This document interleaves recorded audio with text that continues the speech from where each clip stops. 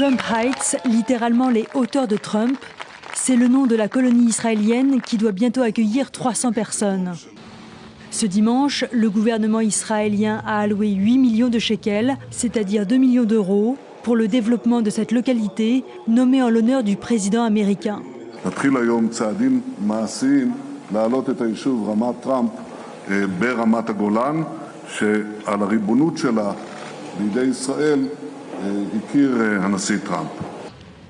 La nouvelle colonie est située sur un territoire contesté, dont Israël s'est emparé aux dépens de la Syrie en 1967.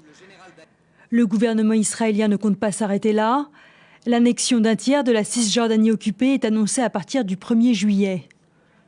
Le plan israélien prévoit d'englober la vallée du Jourdain et des blocs de colonies jugées illégales par la communauté internationale, mais qui abritent déjà près de 500 000 Israéliens. Pourtant, les médias hébreux rapportent qu'en coulisses, des responsables critiquent cette mesure unilatérale et s'opposent à une annexion qui pourrait plonger le pays dans le chaos. En visite en Jordanie la semaine dernière, le chef de la diplomatie allemande, Heiko Maas, s'est exprimé sur le sujet. Die Zeit ist für Diplomatie und Dialog. Die Ausgangslage ist außerordentlich schwierig.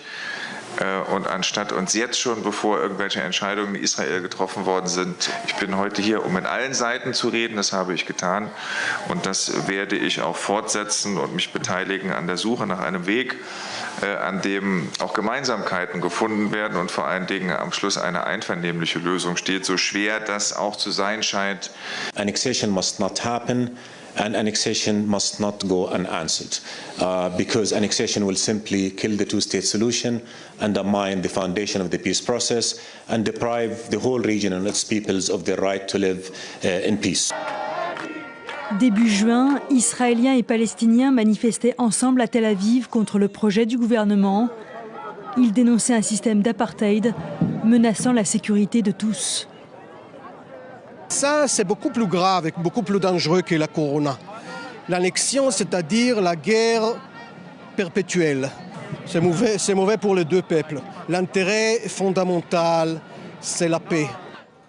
Pour les Palestiniens, le temps presse. Alors que le dialogue est rompu avec Israël et Washington, ils en appellent à leur soutien et plus particulièrement à l'Union européenne.